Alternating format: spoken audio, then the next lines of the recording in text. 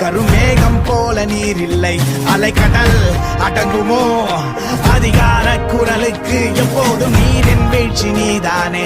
உன்னை நீந்தி கடக்க முடியாதே ஒரு பனித்துளி, அது எரிமலை அணைத்திடுமா? வெட்டுக்குடியின் கூப்பாடு இனி நாட்டுக்குள்ள கேட்காது. இன முகவரி அது இனி விழித்திறந்திடுமே. வெட்டுக்குடியின் கூப்பாடு